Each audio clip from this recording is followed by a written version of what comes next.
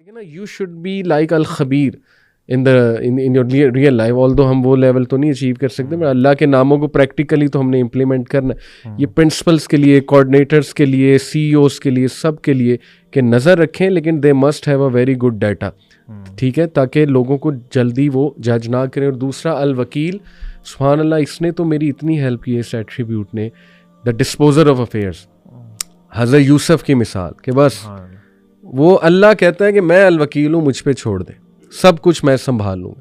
تو میرے لیے تو یہ دو ایٹریبیوٹس جو ہے نا, سبحان اللہ, امیزنگ. آپ کے لیے اور آپ کے لیے کیا اللہ کے خاص ایٹریبیوٹ؟ علی بھائی, میرے دل کے قریب دو نام ہیں اللہ تعالیٰ کے بہت زیادہ, الحکیم اور الشکور. سبحان اللہ. آپ کو جو سوال آتے ہیں ان میں بھی آڈینس کا سب سے بڑا مسئلہ یہ ہوتا ہے کہ میری زندگی میں جو معاملات ہو رہے ہیں مجھے نہیں پتا کیوں ہو رہے ہیں, جو ہم نے بہت زیادہ ڈیٹیل میں ڈسکس بھی کر لیا. الحکیم مینس کہ اللہ تعالیٰ از آل وائز, یعنی اللہ تعالیٰ کی وزڈم جیسی وزڈم کسی اور کی نہیں ہے. بے شک. اور جو اللہ تعالیٰ کے فیصلے ہیں وہ پرفیکٹ فیصلے ہیں, آپ کو پسند آئیں یا نہ آئیں. ہماری زندگی میں ذیشان بھائی نے بہت خوبصورت آیات کی تلاوت کی کہ اللہ تعالیٰ فرماتے ہیں نا کہ ایسا ان تکرہوا شیئا وہو خیر لکم, یعنی تمہارے لیے ایک فیصلہ تمہیں برا لگ سکتا ہے لیکن ہو سکتا ہے اس میں تمہاری بہتری ہو. بالکل صحیح. پرسنلی مجھے لائف میں بہت انہوں نے ہیلپ کی اس نام نے, خاص طور پہ کیونکہ بہت سی چیزیں میں ڈفرینٹ طرح سے چاہتا تھا لیکن اللہ تعالیٰ نے ڈفرینٹ طرح سے چاہیں, اور جس طرح سے اللہ تعالیٰ نے چاہیں اٹ واز پرووڈ کہ وہ ٹھیک تھیں, وہ بہت بہتر تھیں. بالکل صحیح. اسی طرح آپ کی زندگی میں جو بھی معاملات چل رہے ہیں, آپ اس بات کا ٹرسٹ رکھیں کہ الحکیم جو ہے وہ ظلم نہیں کرتا. بالکل صحیح. وہ آپ کے ساتھ جو کر رہا ہے وہ آپ کے حالات, آپ کے واقعات, آپ کا فیوچر دیکھتے ہوئے بیسٹ ڈیسیژنس ہیں جو آپ کی لائف میں ہو رہے ہیں. بالکل. نمبر 2, الشکور. دوسرا ایک بہت بڑا مسئلہ ہوتا ہے کہ لوگ کہتے ہیں جی ہماری چیزوں کا نا اکنالج نہیں کیا جاتا. ہم لوگ جو ایفرٹس کرتے ہیں, فار ایگزامپل فیملی میں ہوتا ہے, شوہر کہتا ہے میری بیوی میں صبح سے شام تک اس کے لیے محنت کرتا ہوں, شی ڈزنٹ اکنالج دیٹ. اسی طرح بیوی کہتی ہے کہ میرا شوہر جو ہے وہ میری ایفرٹس کو, میری محنت کو اکنالج نہیں کرتا.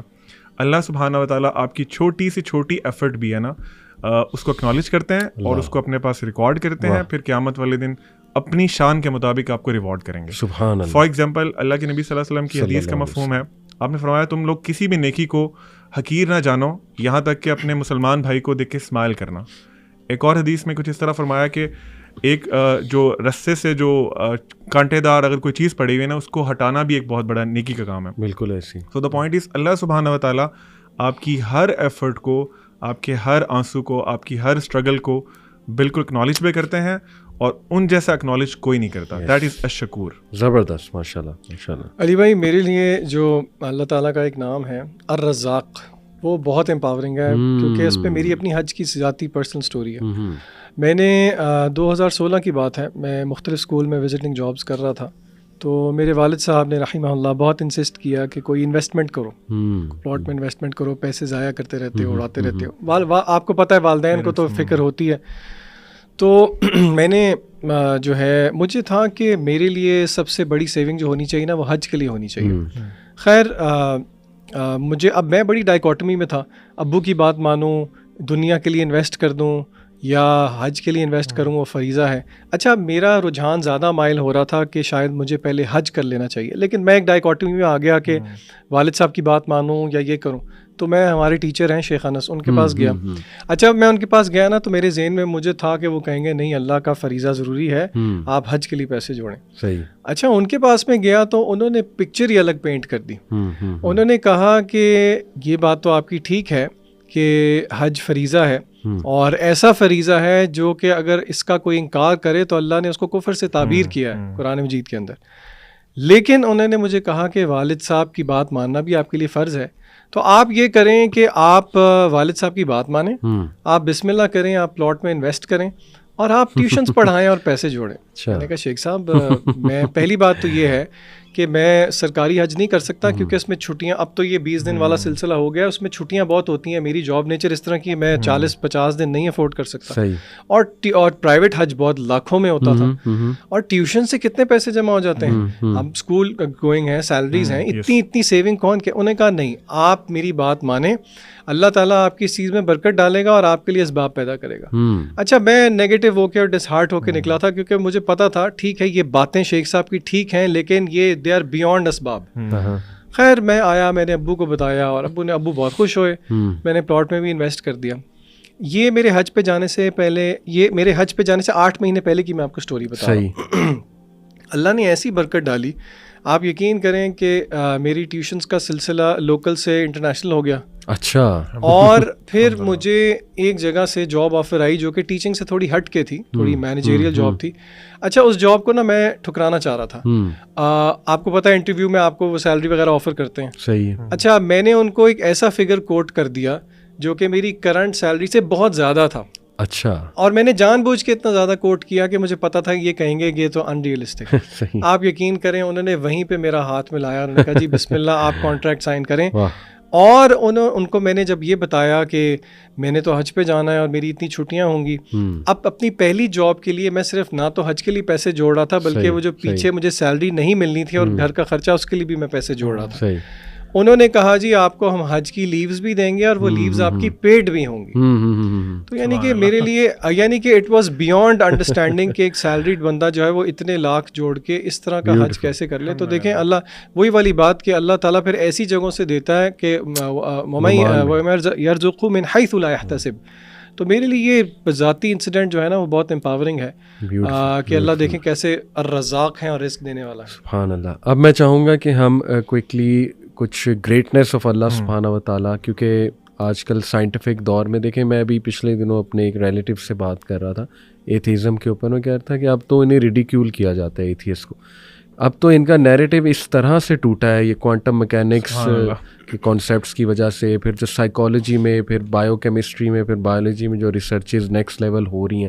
وہی بات ہے نا, اللہ نے کہا کہ سنوریہم آیاتنا فی الآفاق وفی انفسہم حتی یتبین لہم انہ الحق, کہ ہم انہیں دکھائیں گے science with in them selves in the horizon. پھر جیمز ویب ٹیلیسکوپ, اب تو ان کو چپیڑیں پڑ رہی ہیں ٹو بی آنیسٹ یہ ایتھیس کو, اور ان کا مذاق اڑ رہا ہے. تو ڈی این اے اگر ہم ود ان اپنے اندر ہی جھانکیں تو صرف برین کو پکڑ لیں, بلینز آف نیورونز. ابھی تک سائنٹسٹ کو پتہ ہی نہیں ہے کہ برین میں کیا کیا اور ہڈن فنکشنز ہیں.